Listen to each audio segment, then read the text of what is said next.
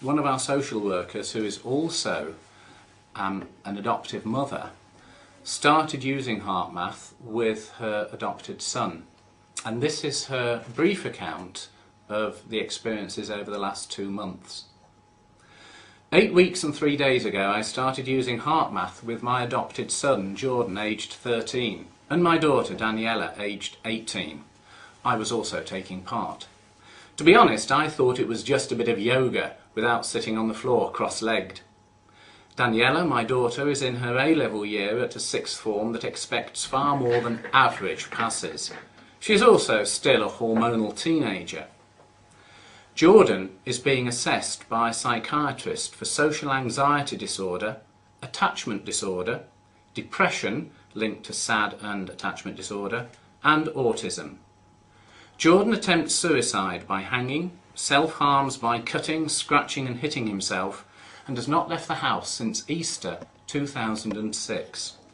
There is much more to Jordan's behaviour, i.e. worrying that someone is in the house and needing to check windows and doors are locked. This goes on constantly.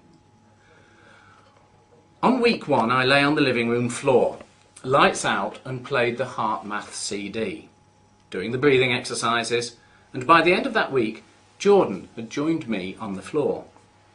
By week 3, Jordan had mastered the art of the breathing technique and didn't feel the need to count out loud. At this point, I was able to use the breathing to de-escalate his anxiety levels.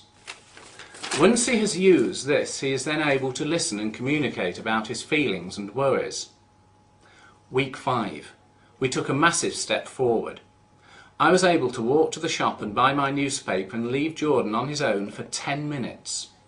I wrote in my diary that day, "I've got a good feeling about life. Jordan might be able to survive."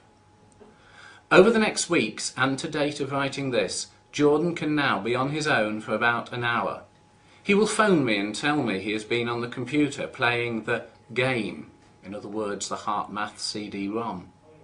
We have not had any suicide attempts in 4 weeks. The psychiatrist was looking at prescribing Jordan antidepressants. She is now able to see the progress Jordan is making and wants to wait and see. Today, the 13th of November, I now live with a wonderful son who is damaged but has hope, a daughter who can go into exams focused and confident, and I can drive through the heart of Birmingham without getting out of my car to shout at that person who almost crashed into me. Thank you, HeartMath.